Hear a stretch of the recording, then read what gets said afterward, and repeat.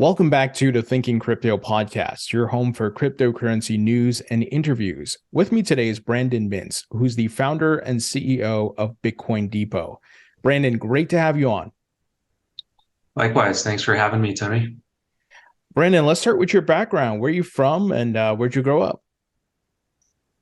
Originally from Woodstock, Georgia, and spent most of my life in Atlanta and now splitting time between Atlanta and Miami. And how did you, or I should say, what did you do before founding Bitcoin Depot? I was actually a college student, so just restaurant jobs and such, nothing interesting. Wow. So I guess my next question would be, what was your first encounter with Bitcoin and what was your aha moment?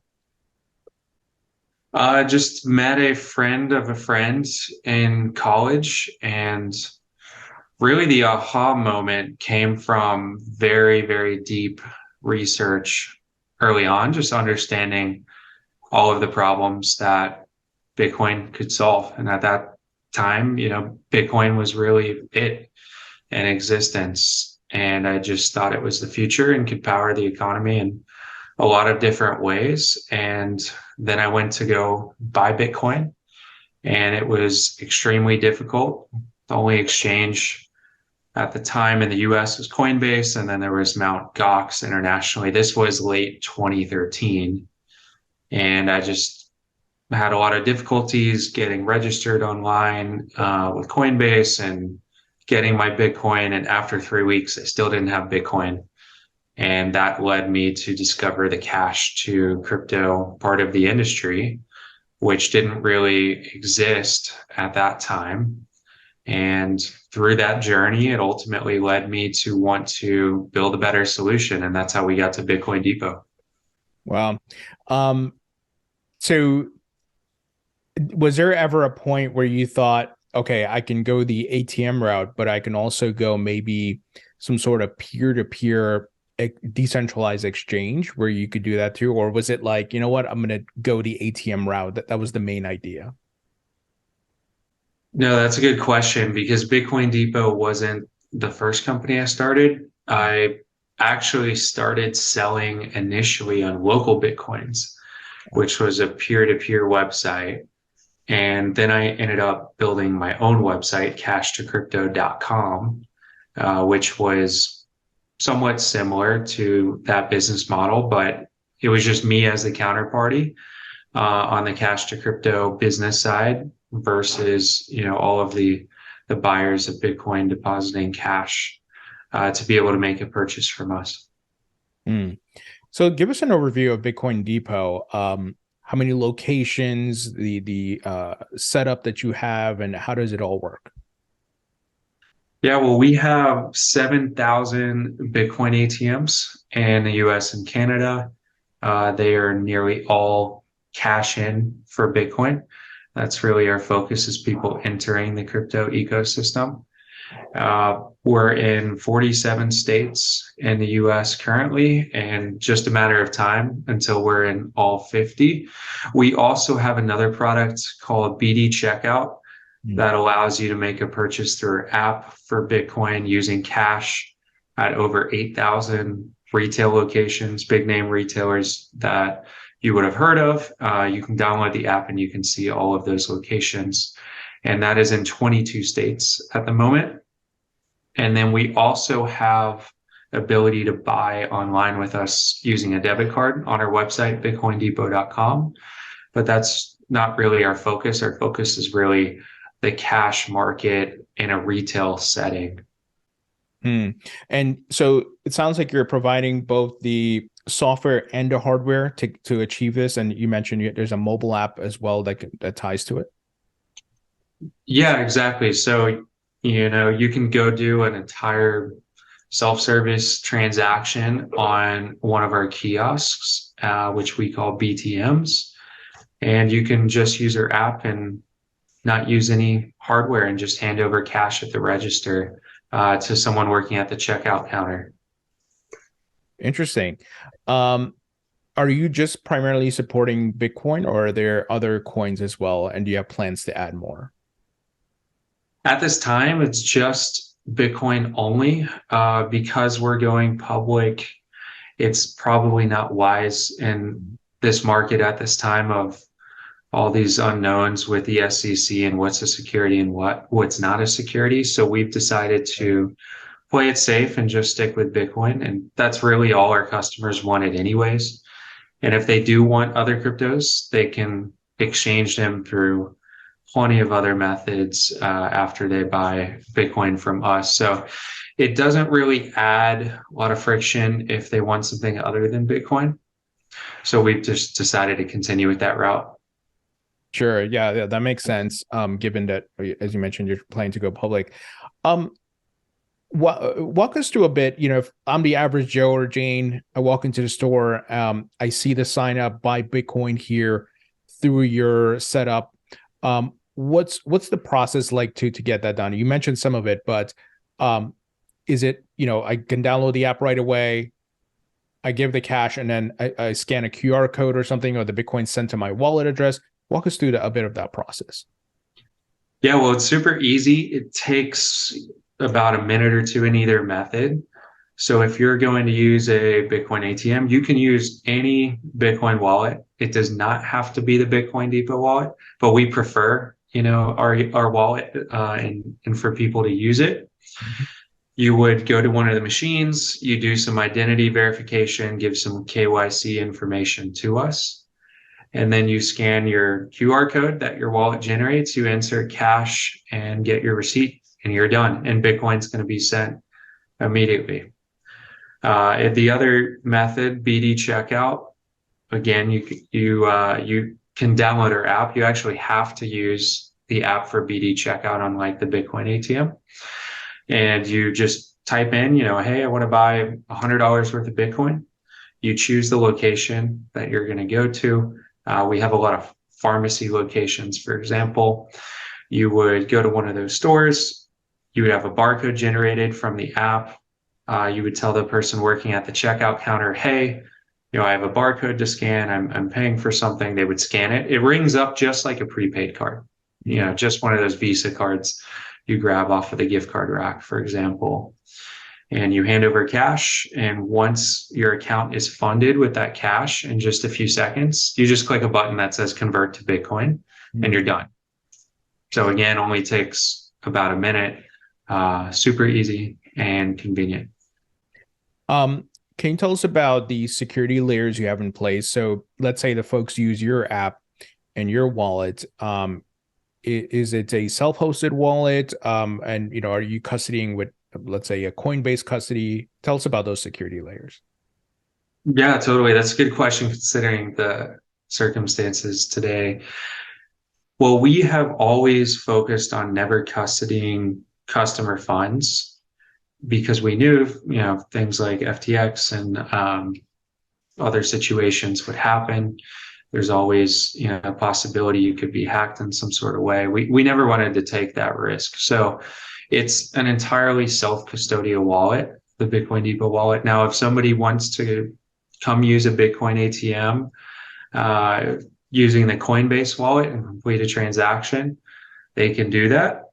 But that's not what we recommend. We recommend using our wallet so you're always in control of your own crypto. If something happens to Bitcoin Depot, we go out of business, file bankruptcy, whatever the case may be, somebody hacks us, your Bitcoin and your Bitcoin Depot wallet is safe as long as you never gave your username and password and private key to somebody else. That's great. I mean, I think to your point, after this whole FTX collapse, even Celsius and BlockFi and so forth, people, there was a big rush to get self-hosted wallets, even hardware wallets. And that's, it just, the mantra that was said years ago, especially by a lot of Bitcoiners, that not your keys, not your coins, I think rings true again here. And I think hopefully people learn from the situation. But it's great that you guys are using a setup where folks control their own coins. Yeah, it was good timing for us. Um, Now, as far as when the transaction's done, let's say I scan the code and all that, I convert my cash to Bitcoin. Is that Bitcoin instantly available, or is there like any lag time where I can withdraw it if I wanted to move it or send it to somebody?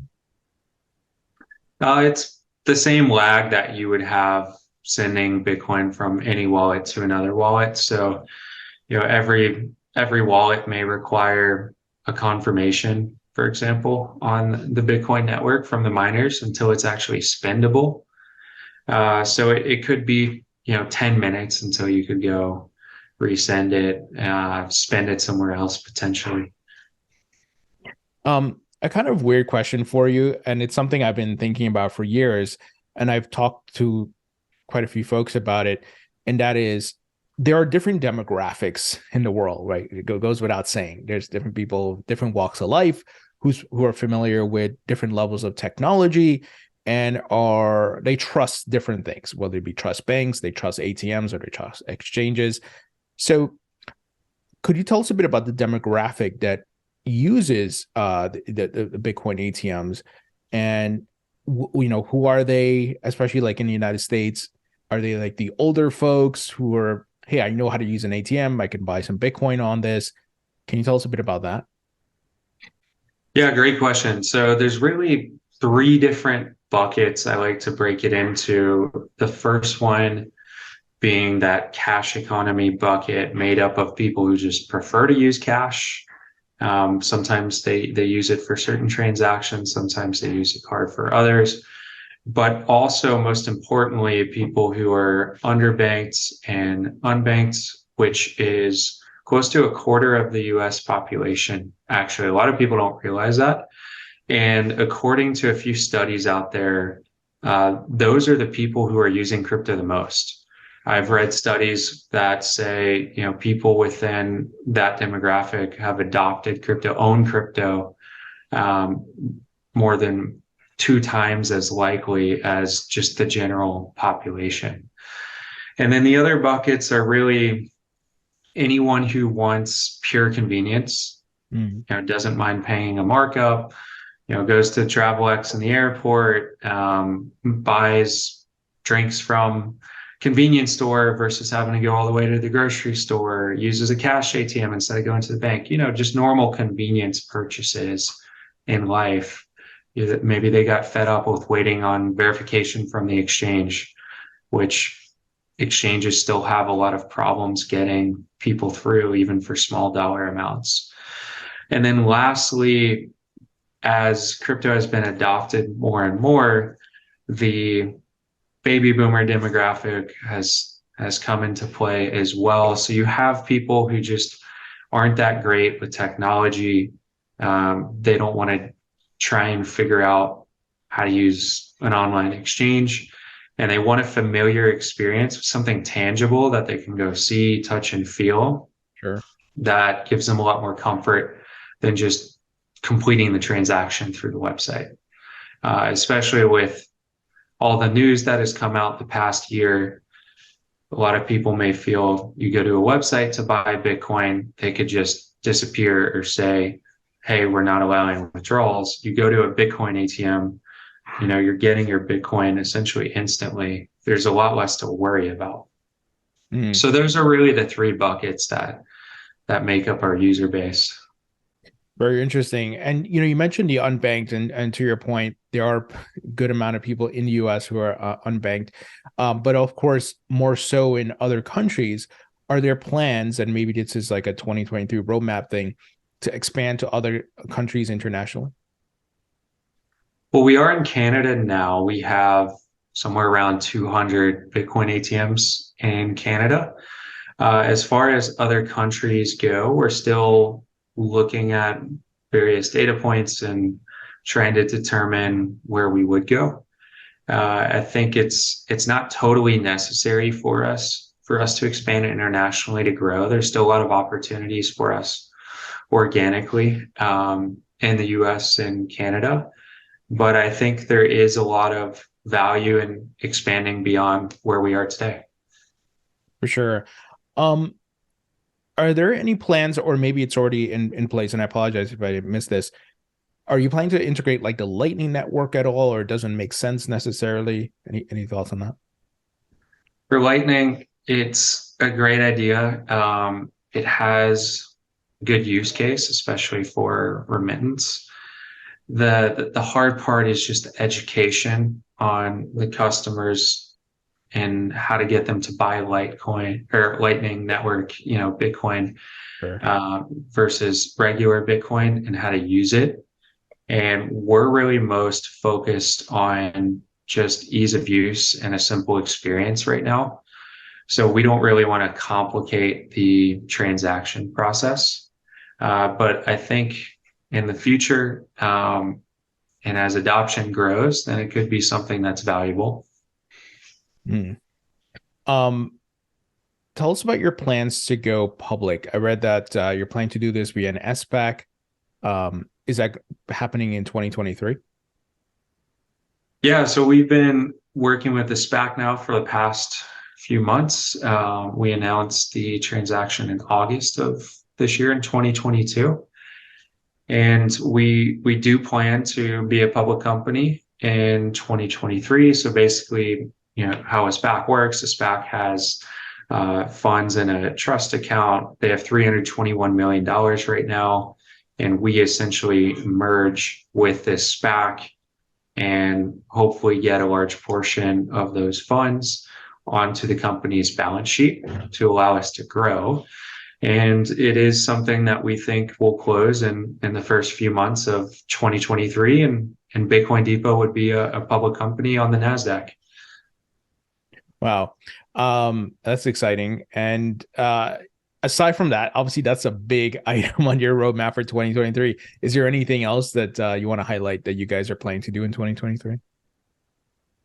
Well, looking beyond that, as a public company with adding cash to the balance sheet and having, a public currency, our stock, I think there is a huge opportunity for consolidation in the Bitcoin ATM industry. A Hmm. lot of people don't realize this, but there's close to 600 Bitcoin ATM companies in the world. Wow. But most of them are just a guy with a couple of machines trying to, make it for himself. And usually it doesn't work out for those people. Sure. There are a few dozen serious players, maybe 100 machines or more. And there've really only been a handful of companies like us that have truly grown and truly developed into a sophisticated operation.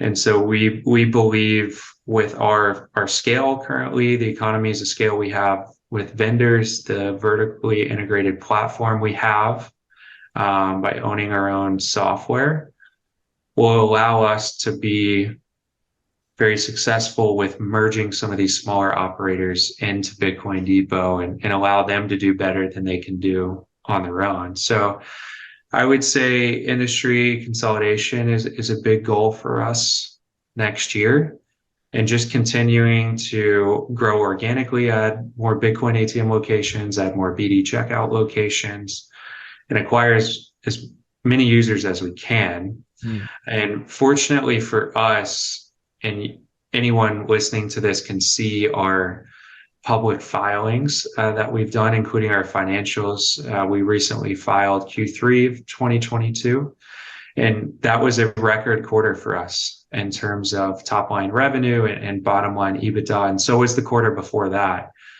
So they can see that this business is pretty insulated with Celsius, with Three Arrows, with Terra Luna, with FTX, Voyager, all of these events happening that people think are the end of the world. Well, they aren't for the Bitcoin ATM industry. Hmm. And we've seen this since the beginning of the company. There's always that announcement that everyone thinks, oh, are Bitcoin ATMs still going to be popular? Are people still going to use them after XYZ event occurs?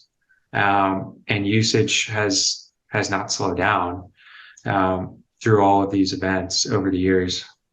Yeah, it's a great point. And one thing we talked about earlier, but folks moving to self-hosted wallets, and there was just a huge migration of Bitcoin off centralized exchanges.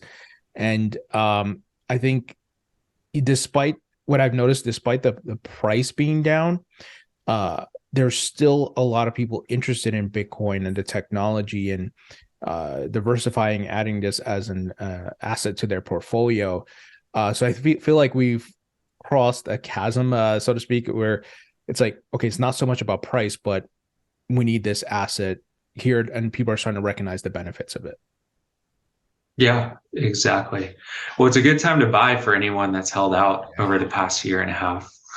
And Yeah. I think now a lot of people who are waiting on the sidelines have seen a couple of these crypto winters, and they know that, it's only a matter of time till we see that upward momentum, and that a lot of times the media makes it a lot worse than it seems. For example, Mt. Gox had something like 50 times or more the trading volume of FTX, according to some posts that I've seen on Twitter.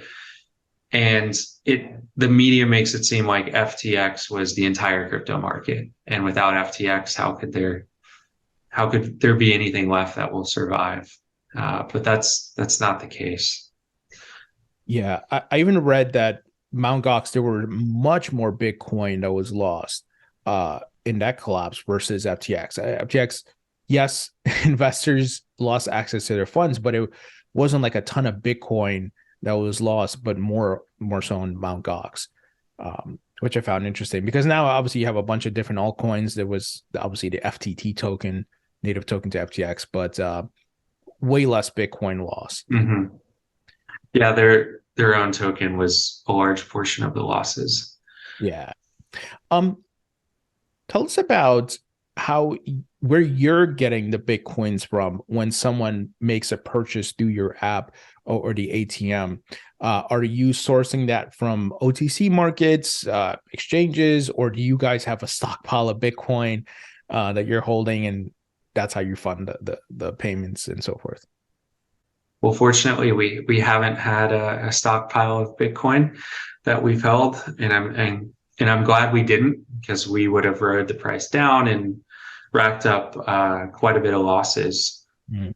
But we buy our Bitcoin primarily through over-the-counter broker, big trading company, and nothing fancy really. We don't hold a large portion of it. We typically hold a few $100,000. I think all of this is disclosed in our proxy filing, Mm. and people can read about it. But we're turning over that inventory plenty of times throughout the day and buying it back in very small increments. So we're using dollar cost averaging to protect ourselves. And we don't play the crypto markets at all in terms of, stockpiling crypto and seeing if we can make a few extra bucks. All we care about is selling Bitcoin through our Bitcoin ATMs and through BD checkout and online, accepting cards, and that's it. That's the whole business model. It's very simple. Um, Question about expansion globally. Obviously, El Salvador made Bitcoin a legal tender. I personally expect that trend to continue. I think both in the next few years, we're probably going to see more countries do the same. I don't know if you agree with me on that, but are you guys looking to position yourselves in countries that have made that will have and will make Bitcoin legal tender? I think it's definitely something worth paying attention to when considering international expansion, because if the country we're going in is pushing out all of this positive media about crypto, it's going to get people more and more curious to buy it, and potentially, buy and sell. And I think internationally, depending on if it's a country that receives a lot of remittances or not, we may have two-way machines that allow, buying crypto and selling crypto for cash. Brazil's recent announcement about legalizing the ability to use Bitcoin as a payment method was great.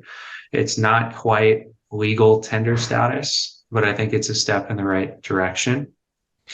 And hopefully we see a lot more of these Latin American countries do the same. And I'm kind of trying to theorize on why, it's El Salvador and countries like Brazil that are out there saying, hey, crypto is great, it's legal tender, we're approving it as a payment method. And I think they probably want to encourage the use of it for remittance, is my guess, and have their citizens receive, Bitcoin instead of dollars. Mm. Yeah, I think that's a big use case for sure, in the Latin American markets. And also I feel like a lot of these Latin American countries, some, not all of them, but some of them do suffer from, hyperinflation and fiat currency problems, right? And more so than the US and other countries. So I feel like there's an actual gravitation to Bitcoin, given all the great principles that it has as hard money. Yeah, exactly. I mean, people think the inflation that we've had, 8, 9% in a year, is bad, but there's countries that have that in a week. Yeah. Yeah, it's pretty crazy, what's happening in some of these other countries. On that note, though, in the United States, we're seeing Bitcoin mining adoption happening big time, especially like in Texas and so forth. If I'm not mistaken, and I believe it fluctuates from time to time, and I've spoken to these guys, Riot Blockchain and Whinstone, they have the largest mining operations, I believe, in Texas. Once again, it might fluctuate from time to time. And there's just a lot of companies mining now in the US is leading in as far as control of the hash rate. You have Foundry and all these guys. What are your thoughts on that? Despite the regulatory uncertainties from the government overall, there's still a mining boom happening here. Mhm. Well, I think it's hard to find a safer place. And I think people would prefer to invest domestically. And a lot of the money, coming into these companies has come from domestic lenders and investors versus put miners all over the place across the world. But there was also very cheap power at a time in primarily 2020, and people were buying cheap land as well shortly after COVID started. And you put those two together, and the miners are easy to figure out as long as there's supply, and it makes sense. And Texas specifically was very pro mining Mm. because they have essentially an agreement of some sort with a lot of these mining companies that says, hey, if there's some sort of surge in power usage and we can't support your operations and we tell you to shut them off, you have to shut them off. And they cooperate, which isn't good for profitability at all, but it allows them to be in some sort of a safe haven state. Sure. Yeah, I mean, and to the fact also that they create a lot of jobs locally. Mm-hmm. Yeah, I was just I interviewed I think it's Chad Harris, the CEO of Riot Blockchain and Whinstone, but he's talking about how the county that you're in booming and of course creating jobs. And I'm sure they get tax breaks and incentives as well from the local government. So it's win-win. But yeah, Mm-hmm. sometimes to your point, the grid may get overloaded. Maybe they have to mine at nighttime versus day. But yeah. Mm-hmm. The interesting thing about mining is how much money came into those companies and just how crazy Riot's stock price went for a period of time, and a few others. I think people didn't realize how tied to the Bitcoin price that they are. I mean, that's the whole business. Yeah. You are relying on the Bitcoin price to increase over time to be profitable.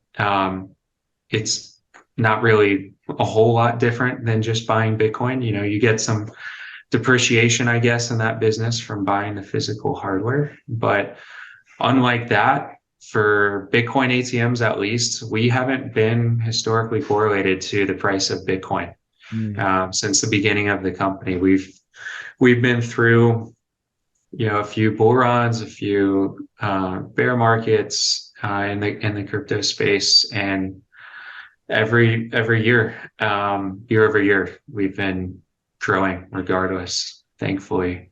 So I think people have probably woken up and realized that now about miners, but hopefully once we're public and they see our numbers, regardless of everything going on and regardless of where the crypto price is, people still use Bitcoin ATMs.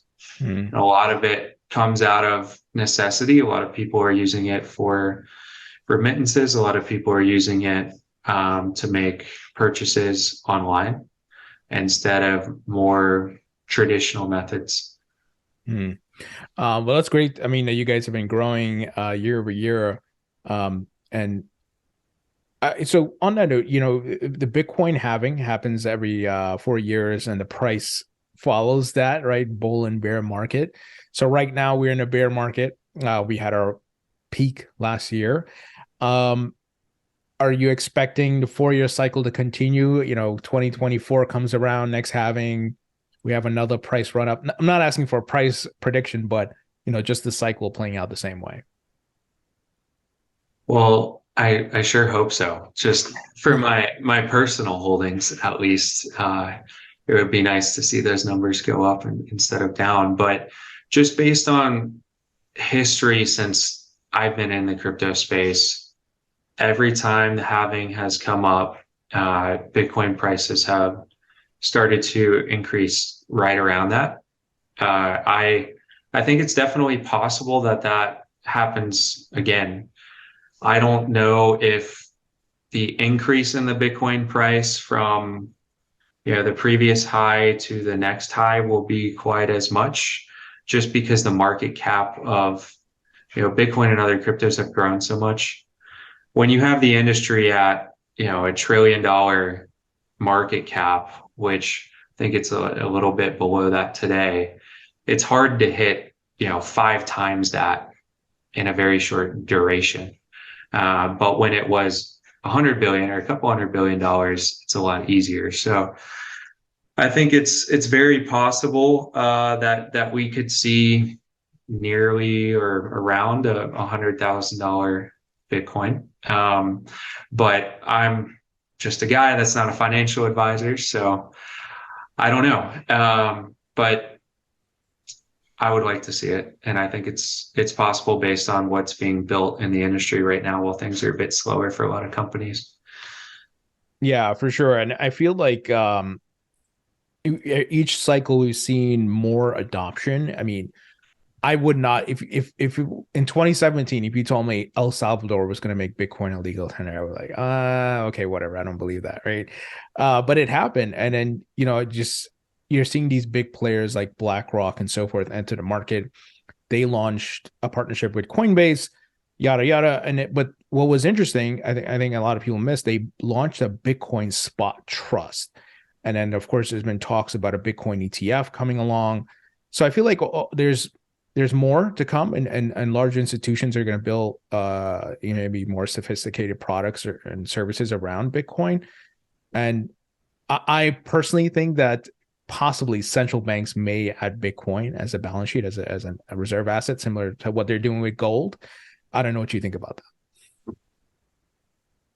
Well, just seeing what's happened over the past couple of years, and a lot of these big banks that hold a crazy amount of money as custodians have now become custodians of crypto. For example, Mm-hmm. BNY Mellon, one of the oldest banks in the country, I think is the largest just holder of assets in custody in the world, something like 40 trillion assets based on last time I read. And they provide custodian services for crypto now. Like there's an insane amount of money that still hasn't even touched the space. I'm not sure what the market cap of all the cryptocurrencies are today, but it's something like a little under $1 trillion. But there's still trillions and trillions, tens of trillions of dollars that have no exposure to crypto at all today. And as long as they haven't been scared off too much, there is still a lot that is going to come to fruition in the next few years.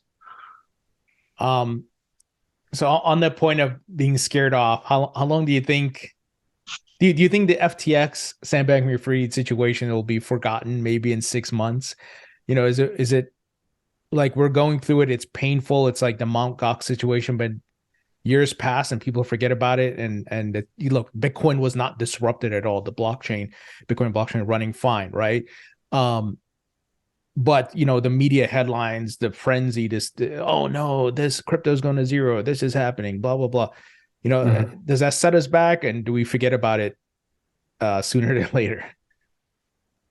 Well, we've seen this many times before, and the best way for people to forget about it is to see more really big names enter the space and also crypto prices to go a lot higher.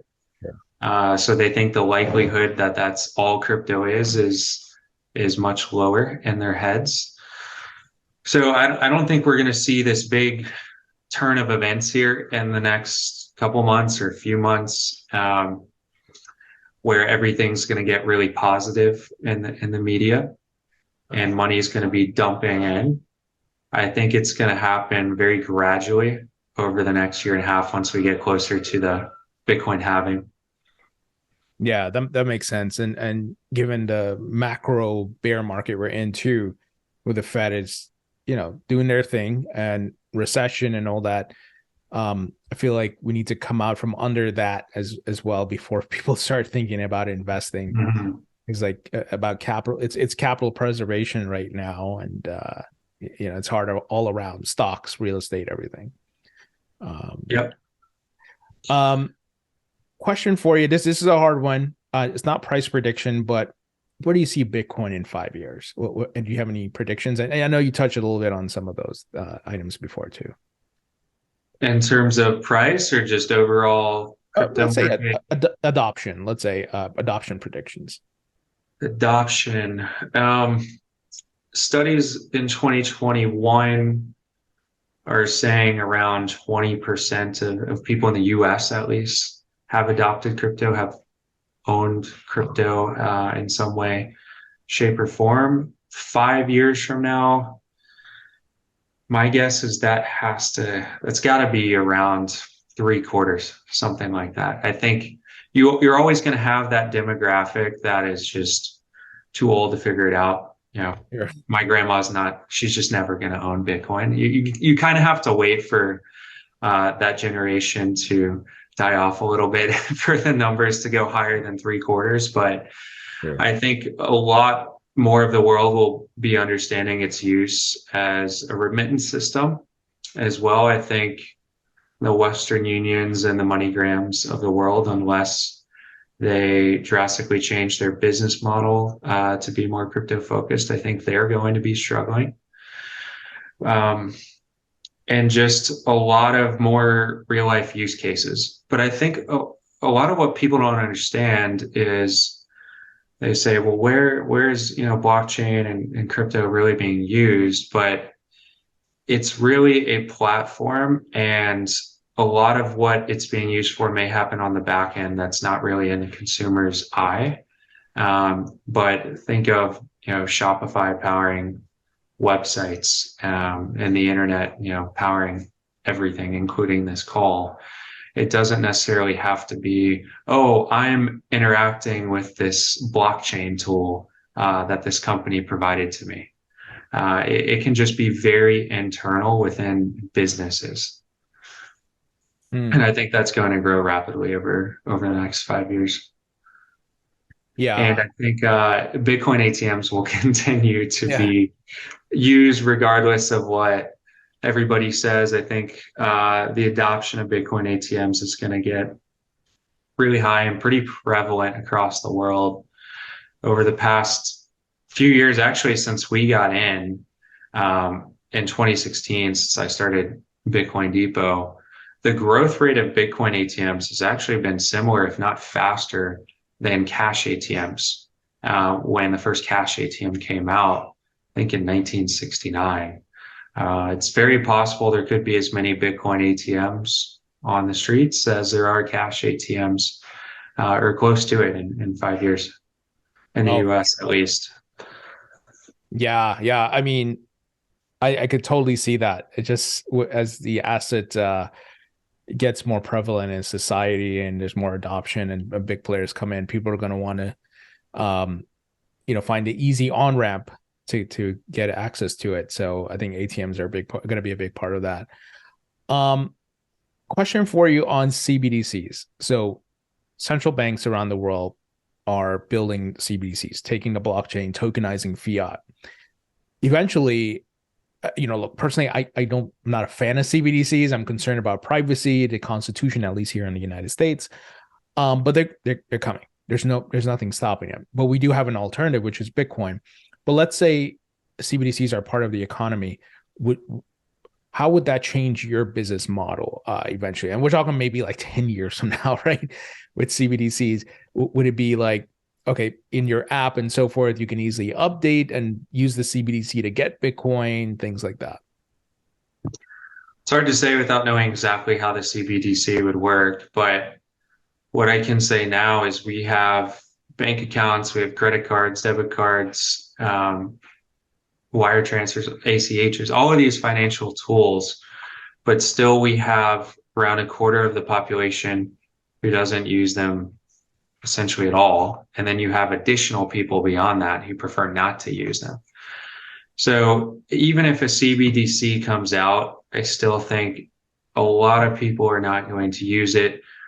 I think most of the population is going to be concerned about privacy. I certainly would be, and I wouldn't want to use a CBDC where every transaction is essentially public to the government. And even if you're not doing anything that you wouldn't want the government to see, it's just a little weird, you know. I remember when the iPhone first had Touch ID, I was even weird about using that for a year or two until it became the norm. So I don't think, having the government issuing a stable coin is going to change a whole lot. There's stable coins today. There's always got to be an on ramp and an off ramp, though. Hmm. And that's what we are. We're the on ramp. So regardless, you have to have people entering the system. For sure. Yeah, we'll see how what they do with these CBDCs and what the at least here in the United States. I mean, other countries look like China, they're already using it in different ways, social credit score and all that stuff. But hopefully the United States can at least get it right if they can. But we'll have to wait and see. This is going to be a curveball question for you. It's totally off topic, but I'm really fascinated by the fact that you came out of college and then became an entrepreneur. Any tips for entrepreneurs who are looking to, do something in crypto, looking to launch a company or something?